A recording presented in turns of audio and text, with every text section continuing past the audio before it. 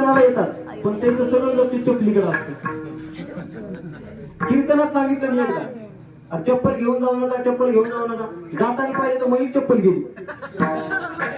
पुन्हा घरी गेल्यावर कळलं पप्पा जानच नाही.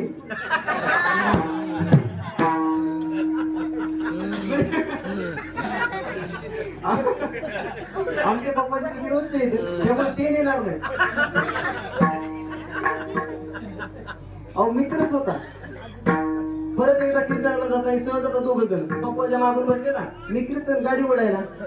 महाराज मला काल माझी चप्पल गेली कीर्तनात. मला आताच माझी पाहून गेला तर महिला अंशी घेता येत. म्हणजे चित्त पुढे द्यायचं सगळं चपलीकडं. एक म्हातारी समोर बसली इथं कीर्तनाला. म्हातारी दोन्ही गुणपशाट, दोन्ही साईडलाच गेलेले, समोर बसली.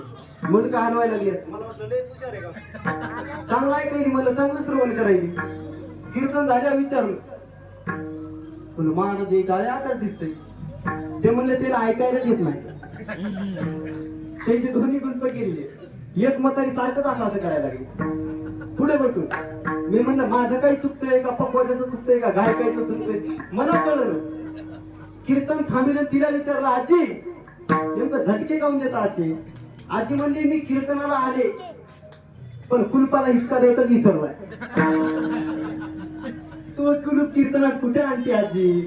ज्याचा शुद्ध भाव होईल त्याच्याकरिता देव मात्र दूर नाही. लगेच तात्काळ ज्याचा शुद्ध भाव झाल्या देव भेटला.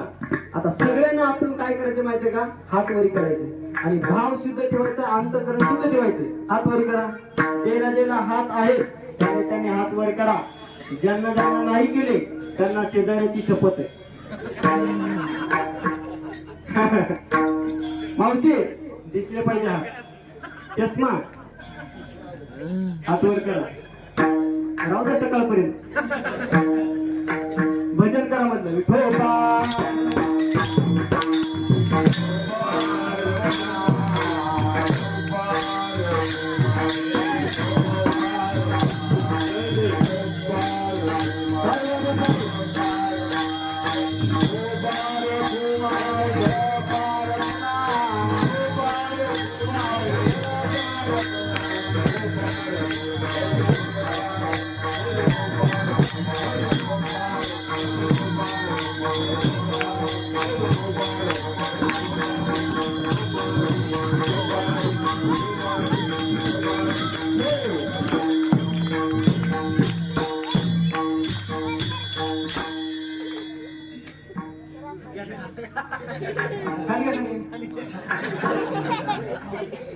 आजी हात वर करा. तीनदा बोंबललो तरी त्या चष्म्यावर मावशीने केलं नाही. डोळे वाचून माझ्याकडे पाणी पितो. म्हणून तू कोणाला तीनदा सांगितलंय सत्य खरे. आणि शेवट तू कोणाला काय म्हणतात माहितीये का? तुका म्हणे भोळा जिंकू जाणे कळका. जिथं माणसानं भोळसरपणा दाखवायचा तिथं भोळसरपणाच दाखवायचा. आपल्याकडे म्हणे बघा, मुंगी होऊन साखर खायची. मुंगी होऊन जर साखर खायची तर सगळीकडे आपल्याला आनंद राहायचा. आणि जिथं आपल्याला तापडपणा दाखवायचा तिथं दाखवता पण आला पाहिजे. काही जण गरीबाच्या पुढे जास्त नाटक करतात. एक जणांना नवी गाडी घेतली, नवी पक्ष, आणि तिथं मागून लिहिलं, बघतोस काय रागानं ओरक्यात केले वाघानं.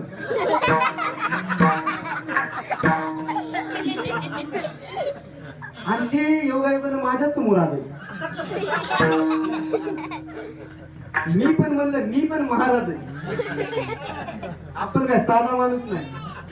मी पण गाडी आपली तर मोठी, त्याला ओव्हरटेक केलं. त्याला जास्त राग आला कारण की वाघ होता ना. त्याने पुन्हा ओव्हरटेक केली. मी म्हणलं याच्या नादी लागून फायदा.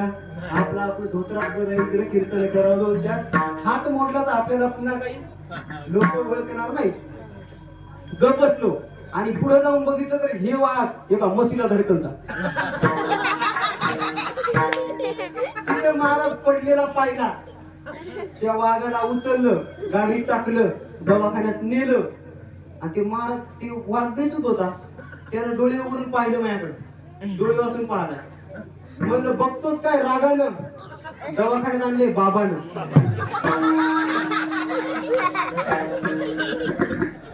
जिथं तापडपणा दाखवायचा तिथं तापडपणाच दाखवायचा, आणि जिथं आपल्याला बोलसरपणा दाखवायचा तिथं बोलसरपणाचा. आपलं मन आहे, पण आपल्या मनाचं आपलं मन आपल्या हातात आहे का हो? आहे का? नाही.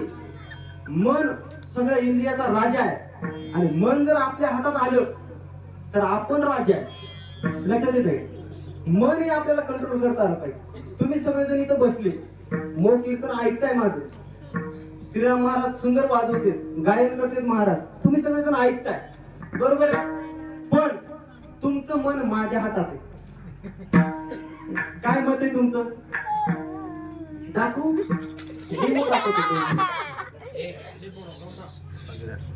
नवीन मुलगा, लहान मुलगा छोटासा, एक जोडप्याला झालेला, कितीतरी वर्षानंतर नवसानं झालेला मुलगा, नवसानं झालेला, आणि ते मुलगा हळूहळू मोठा व्हायला लागला, चांगल्या शाळेमध्ये जायला लागला. आईनं रोज रोज मजुरी करावी, बापानं कुठेतरी काम करावं आणि त्याचं शिक्षण भागवावं, आणि संध्याकाळची खायची सोय करावी. एवढं गरीब कुटुंबातील ते मुलगा पाहता पाहता 10वीला गेला, आणि 10वीला गेला आणि संगत वाईट मुलांची लागली, श्रीमंत मुलांची लागली संगत, आणि त्याला वाटायला लागलं माझे मित्र रोज BMW सारख्या गाडीमध्ये येतात, मला पल्सर तरी नको का? बरोबर आहे. हट्ट केला आईकड, आई मला गाडी पाहिजे. कधी? 10वीला. त्या मुलानं हट्ट केला, मला गाडी पाहिजे.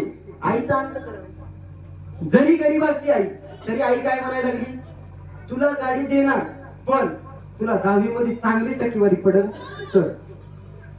मुलगाही हुशार होता, तेवढ्याच त्यानं जिद्दीनं प्रॅक्टिस केली, तेवढ्याच जिद्दीनं अभ्यास केला, आणि त्यानं 97% मिळवली. आईला आनंद झाला. बापाकडे गेली आणि वडिलांना सांगितलं, त्याचे मित्र म्हणजे आपल्या मुलाचे मित्र सगळे मोठमोठ्या गाडीमध्ये येतात, आणि त्यानंही माझ्याकडे इच्छा व्यक्त केली की मलाही गाडी पाहिजे. बापानं सांगितलं, आपल्याला खायला मिळत नाही एका टायमाचं काम केल्याशिवाय, आणि तू सहज बोलती गाडी पाहिजे. 12वीला जर तू चांगले टक्के घेतले तर तुला 100% गाडी देणार, असं बापानं सांगितलं. आणि आईनं किती जरी वळवळ केली, आईचं चालत नाही. बापानं सांगितलं 12वी झाल्यानंतर तुला गाडी, पण 12वीलाही असेच मार्ग तुला घ्यावे लागतील. मुलगाही तेवढाच हुशार होता आणि जिद्दी होता. मुलानं 99.99% घेतले 12वीला.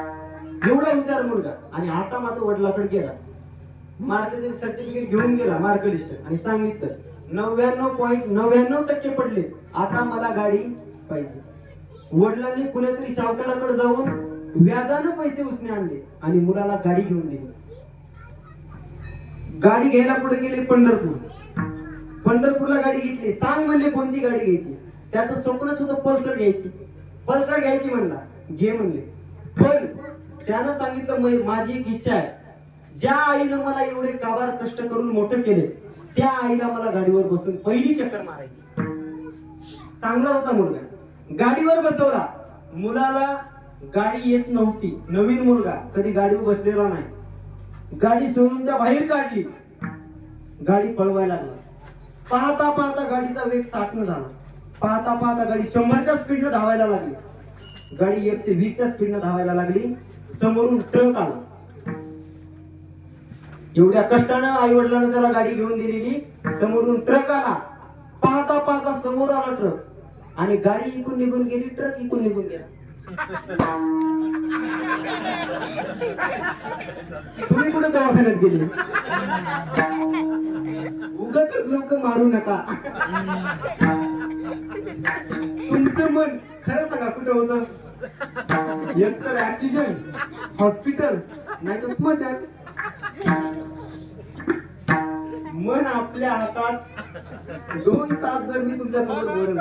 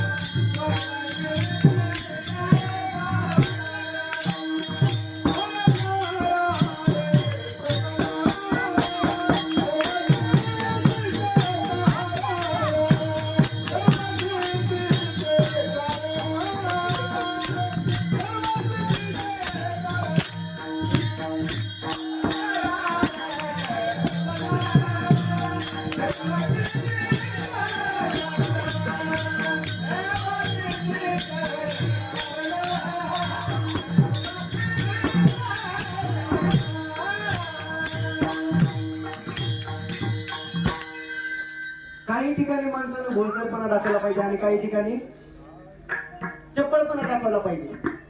गुरु करताना माणसांना चपळ असलं पाहिजे. सहजासहजी गुरु करायचं नाही, कोणालाही गुरु करायचं.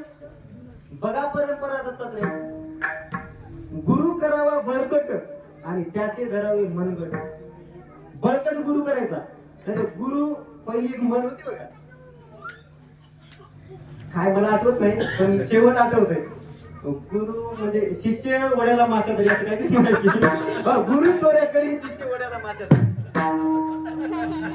असं करायचं नाही. गुरु करताना दादू पिंजारी नावाची संत ऐकली असतील तुम्ही. दादू पिंजारी नावाच्या संतांना गुरु करण्याकरिता एक साधक निघाला. एवढी त्यांना बघत बघत कुठे दादू पिंजारी राहतात पाहायला गेले गावामध्ये. त्यांच्या दादू पिंजारीच्या गावामध्ये ते साधक गेला आणि गेल्याच्या नंतर विचारायला लागला लोकांना, या ठिकाणी दादू पिंजारी नावाचे संत कुठे राहतात. काही जण म्हणले त्या झोपडीत राहतात, काही जण म्हणले पलीकडल्या वस्तीवर राहतात, काही जण म्हणले उपरीच्या शेजारी राहतात. सगळे जण सांगायला लागले. पाहता पाहता त्या साधकानं पुढे जात जात दादू पिंजारीच्या झोपडी समोर आले आणि दादू पिंजारी नावाचे संत झाडून काढत होते त्या झोपडीच्या समोर. त्यांना विचारलं, या ठिकाणी दादू पिंजारी नावाचे संत कुठे राहतात. तर त्यांनी सांगितलं या झोपडीतच राहतात. जाऊन बघितलं तर झोपडीत कोणीच नव्हतं. बाहेर आले, राग होता. सकाळपासून दादू पिंजारींना हुडकतो, अजून भेटले ना आणि जे भेटल ते खोटच सांगते. रागाच्या भरामध्ये मागं बाई सारली, जे ठेवून दिली कोणाच्या, दादू पिंजारीच्या, आणि म्हणाले सकाळपासून हुडकतो, शेवट तुम्ही सुद्धा खोटच सांगता. माणुसकी नावाची काही पद्धत आहे का नाही तुमच्याकडे. दादू पिंजारी नावाच्या संतांनी सांगितलं, ज्या दादू पिंजारीला तुम्ही हुडकत इथपर्यंत आले ते दादू पिंजारी मीच आहे. त्यांना वाईट वाटायला लागलं. अरे ज्या माणसाला आपण गुरु करण्याकरिता आलो त्या माणसाला आपण चापट मारली. वाईट वाटायला लागलं. दादू पिंजारीनं दिलेलं उत्तर ऐका. माता माऊल्या एकच दिवसाचा सण असतोय संक्रांत, त्याला बोळके आणतात. त्याला काय म्हणतात तुमच्याकडं, मडके गाडगे काहीतरी म्हणतात. तर त्या मडकेला वाजू वाजू पाहतात 4 तास. पक्क आहे का कच्च आहे बघता का नाही. 4दा वाजून बघतात. कशासाठी, एका दिवसाला वापरायचे तरी पण. दादू पिंजारी म्हणले माता माऊली एका दिवसाला वापरायसाठी 4दा वाजून बघतात. अरे तुला तर आयुष्याचा गुरु करायचा आहे, मग तू एकदा वाजून पाहिला तर काय अडचण. म्हणजे गुरु वाजून पाहावा, नाहीतर गेल्या गेल्या पहिला. आताचे गुरु तसे नाहीत. म्हणून सांगतो, जिथं आपल्याला तापडपणा दाखवायचा आहे तिथं दाखवायचाच, पण जिथं आपल्याला नम्रपणा दाखवायचा तिथं आपण नम्रपणा दाखवला पाहिजे. आणि शेवटच्या चरणात तुकोबाराय काय म्हणतात, तुका म्हणे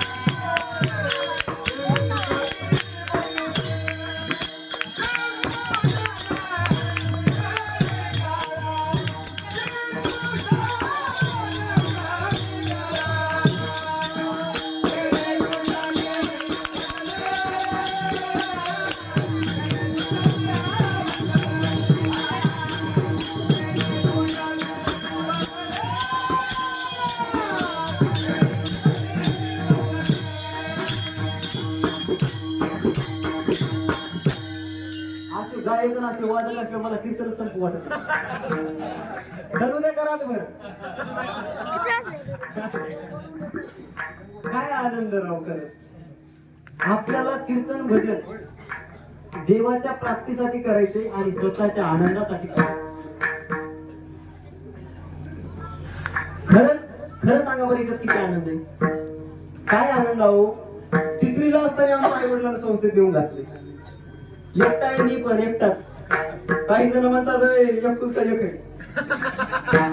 तेच एकुलता एक दिवसातून 3दा उचलून आपटीत आहे. कवाड लावून हानीते, कवाड लावून. पोरग झालं की टेटसला टाकीले. ते चालायला लागलं की टेटसला टाकीते. मोठं झालं की टेटसला टाकीते. 10वीत नंबर काढला की टेटसला टाकीते. हाणल्यावर टाका ना की बो माझ्या पोरानं मला आज रात्री कुत्र्यासारखा मारला. टाकीत आहे का? संस्कार चांगले लावा. आणि तुमच्या जवळ पंढरपूर सारखं क्षेत्र आहे. मी म्हणत नाही आमच्या संस्थेत घाला, पण कुठेतरी वारकरी संप्रदायाला लावा. मंदिराकडे घेऊन येता जरा बारकाली लेकर. मराठवाड्यातून एक दिंडी निघाली. दिंडी पंढरपूरकडे चाललेली दिंडी. श्री ज्ञानदेव श्री तुकाराम असा गजर करीत ती दिंडी पंढरपूरच्या दिशेने निघाली. 2च मिनिटं घेतो तुमच्या, जास्त वेळ घेणार नाही. आणि ती दिंडी निघालेली पंढरपूरच्या दिशेनं. गंगाखेड नावाचं गाव लागते वाटत मराठवाड्यामध्ये. त्या गंगाखेड नावाच्या गावामध्ये एक संत जनाबाई नावाची एक स्त्री राहत होती. आणि ती छोटीशी मुलगी, तिचे वडील महिन्याचे वारकरी होते. प्रत्येक वारीला जायचे. आणि ते निघाले वारीला त्या दिंडी सोबत. लहान लेकर माहितीये, काही पण विचारू शकतात. प्रश्न विचारायचे म्हणलं की लहान काही पण विचारले. एक जण म्हणला, महाराज आंबा खालीच का पडतो? 4 छोट्या मग आज मग का वरी जाईल. एक जण म्हणला, कमरच का बांधता? नरड बांधू का? एक जण म्हणला, फेटाच का बांधता? आज तुला काय करायचंय? सांगायला तेवढं ऐकाय. म्हणजे लहान लोकांचे काही प्रश्न पडू शकतात. त्या जनाबाईनं, लहान छोटीशी जनाबाई, विचारलं, बाबा हे लोक निघालेत कुठे? बाबानं उत्तर दिलं, वारकरी बाबा होते. बाबांनी सांगितलं, हे माणसं जगाच्या मालकाला पाहायला चालले. छोटीशी मुलगी होती, 3-3.5 वर्षाची. प्रश्न पडला, अरे ज्याने एवढं जग सुंदर निर्माण केले, किती सुंदर असं त्याला एकदा पाहायचं. अशी जनाबाईच्या मनात इच्छा निर्माण झाली. एकदाच पाहायचं. किदा? एकदाच. जनाबाई म्हणली, मला पण तुमच्या सोबत यायचं बाबाला. बाबा म्हणले, अगं जना, पायानं चालत जावं लागतंय. तरी जनाबाईने सांगितलं, मी चालल, पण जगाच्या मालकाला पाहायला पंढरपूरला. आताची लेकरं तसा हट्ट करीत नाही. पिक्चर पुष्पा आले पण असंच 3 दिवस सरळ उभं राहत नाही. 3 दिवस अशी पडता जाते. मग त्याला वाटेला कोणत्या लावायचं? ती जनाबाई होती महाराज. जनाबाईने सांगितलं, मलाही जगाच्या मालकाला एकदा बघायचं. अशी निर्माण इच्छा केली. आणि बाल हट्ट, स्त्री हट्ट आणि राज हट्ट, 3 हट्ट आपल्याला पुरे करावेच लागतात. आणि जनाबाईच्या वडिलांना कळालं हे बाल हट्ट आहे. घेतलं जनाबाईला सोबत. पाहता पाहता जवळ आली, पंढरपूरच्या जवळ जवळ आली. अशी अपेक्षा झाली की कधी कधी देवाला पाहू. भेटल भेटल त्याला विचारायचे, दादा किती वेळ लागेल पंढरपूरच्या विठ्ठलाला बघायला? किती तास लागतील? किती मिनिट लागतील? किती सेकंद लागतील? असं प्रत्येक भेटलेल्या माणसाला ती जनाबाई विचारायची. त्याने सांगावं, इथून फक्त 10 किलोमीटरवर देव राहिलाय. 10 किलोमीटरवर पंढरीचा पांडुरंग परमात्मा तुम्हाला भेटणार. आनंद मावेना. पाहता पाहता पंढरपूरमध्ये गेले सगळी दिंडी घेऊन जनाबाई. आणि पाहता पाहता त्या दर्शनाला लागल्या. आणि दर्शनाला लागल्या, देवाच्या समोर मुंडकं टेकवलं. देवाला एकदाच पाहिलं. आणि डबल एक इच्छा निर्माण केली जनाबाई. आता जनाबाई म्हणायला लागली, मला घराकडे यायचं नाही. वडिलांना म्हणायला लागली, मला गावाकडे यायचं, आता मला इथंच राहायचंय. कुठं? पंढरपूर मध्ये. वडिलांनी सांगितलं, अगं तू आहेस 3-3.5 वर्षाची, 4-5 वर्षाची, तुला अजून बोलायचं कळत नाही नीट. आणि तू इथं राहणार कसं? खाणार काय? करणार काय? पण जनाबाई ऐकायला तयार नव्हती. 3 दिवस बाबा तिच्या सोबत राहिले. तरी जनाबाई म्हणली, मला इथंच राहायचं. शेवट बाल हट्ट होता. बाबालाही पर्याय नव्हता. एक साधू असे बाबासारखी विना घेऊन त्या ठिकाणी मंदिरात उभे होते. आपला हात सोडला आणि त्या साधूच्या हातामध्ये जनाबाईचा हात आपल्या बाबानं दिला. कारण ते जनाबाईचे वडील होते. आपल्या मुलीचा हात चांगल्याच हातात जावा अशी त्यांची इच्छा होती. आणि प्रत्येक बापाची एक इच्छा असते की आपला हात चांगल्याच्या हातात जावा.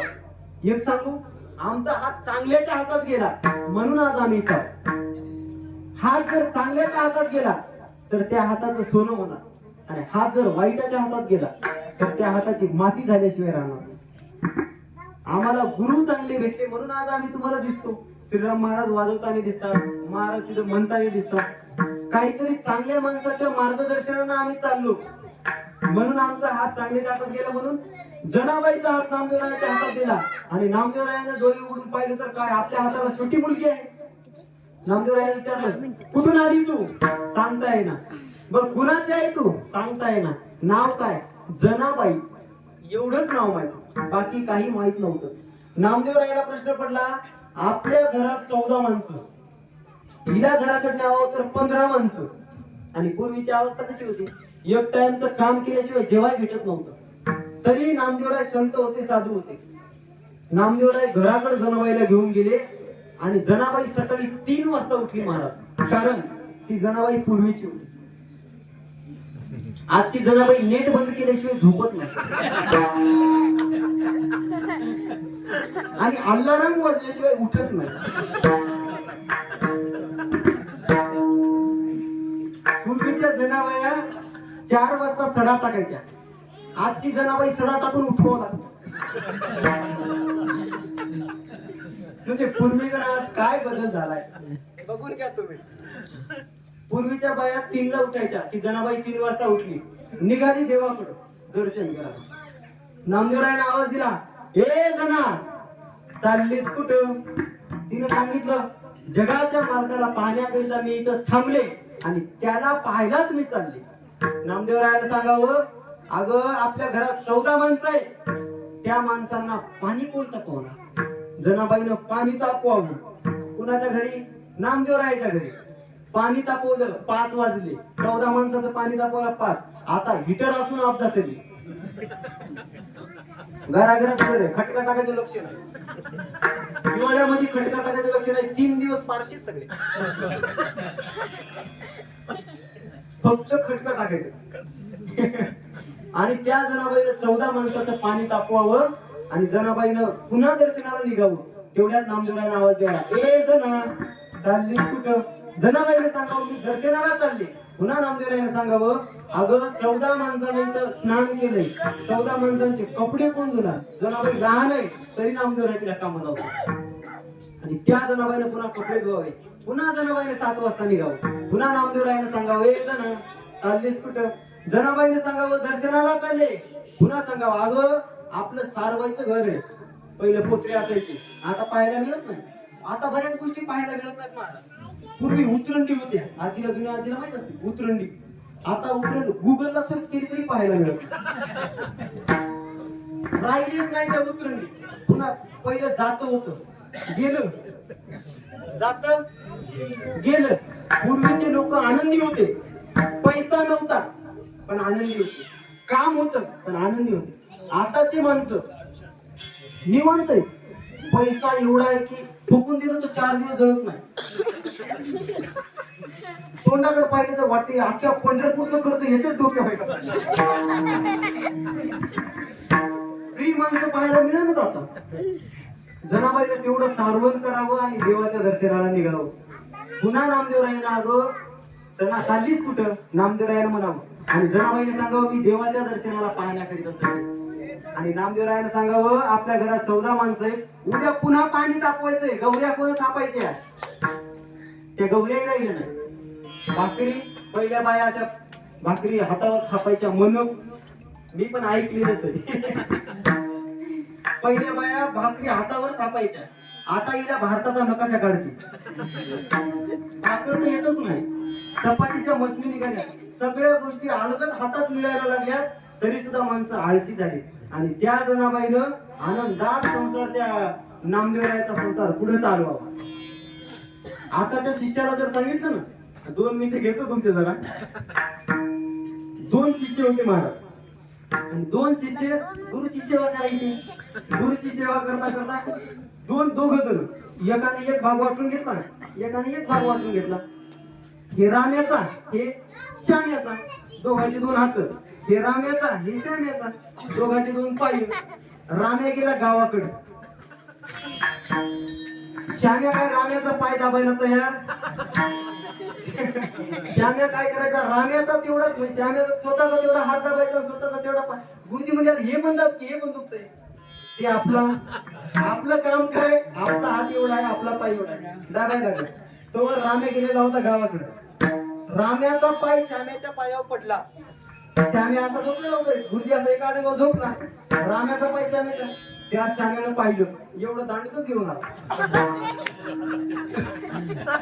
राम्याचा पाय जे बडून काढला, एवढा सुजला गुरुजी. एक पाय गुरुजीचा एवढा. दुसऱ्या दिवशी राम्या आला. राम्याने पाहिलं, गुरुजीला विचारलं, गुरुजी माझा पाय सुजला कस का? गुरुजीने सांगितलं, अरे तू गेला गावाकडे आणि श्याम्यानं काय केलं, हा पाय या पायावर पडल्यामुळं एवढ्या लाकडानं मारला. राम्या त्यापेक्षा आगाव होता. राम्याने त्यापेक्षा मोठं लाकूड काढलं. गुरुजीचा दुसरा पाय जे म्हणून काढला, गुरुजी झाला ना भपक्या. काय अवघड आहे, म्हणजे सांगणं सुद्धा अवघड आहे शिष्याला, एवढं अवघड आहे. त्यामुळे आम्ही तर काय नाही, चहा आणून दिला प्यायचा, खरड झाला म्हणायचं नाही, आंबट झाला म्हणायचं नाही, तिकड काहीच नाही, देला गप पिणे गप झोपणे, अशी अवस्था आहे आताची. पूर्वी चांगलं होतं, पूर्वीचे गुरुही चांगले होते आणि शिष्यही चांगले होते. आणि देव जर आपलासा करायचा असेल, देव जर प्राप्त करायचा असेल, तर आपलं अंतःकरण कसं असलं पाहिजे, शुद्ध असलं पाहिजे, आपला भाव निर्मळ असला पाहिजे, आणि आपण स्वतः पण नीट पाहिजे. नाहीतर सकाळी गेला बाजारला आणि संध्याकाळी लेझिम खेळत आला, खरंच देव भेटेल का? पार्वती मेली उपास करू करू, भेटेल का देव? उपासही करू नका तुम्ही, आणि तुम्ही तीर्थयात्रेलाही जाऊ नका, तुम्ही देवाकडेही पळू नका. तुम्हाला एकच सांगतो, आपल्या नवऱ्याला आपला देव माना, देव भेटल्याशिवाय राहणार. आणि तुम्हालाही एक सांगतो, बायकोला देव माना.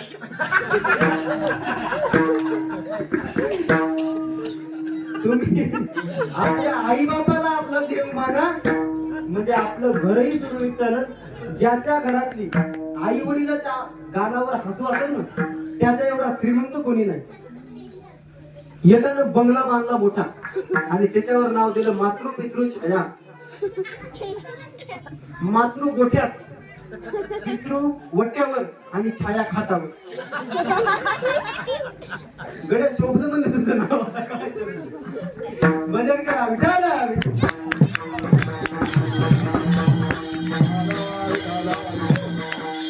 पाहता पाहता आपला वेळ निघून गेलाय आणि माणसंही फ्रेश असल्यामुळे मला जरा भारी वाटलं. सगळ्यांच्या चेहऱ्यावर आज तेच दिसते मला, कोणीच बोर झालेलं. कारण सांगू का, गायक एक नंबर आहे, वादक एकच नंबर. मग महाराज का 6 नंबर आहे का? महाराज पण एक नंबरच म्हणा ना. गायक देखणे, वादक देखना, महाराज का एक नाही काय. सर्व आनंदात आजचा आपला हा हरिकीर्तन सोहळा पार पडलेला आहे. सर्वांच्या चरणावर पायावर मस्तक ठेवतो आणि इथेच आपल्या सेवेला पूर्ण विराम देतो. ज्ञानेश्वर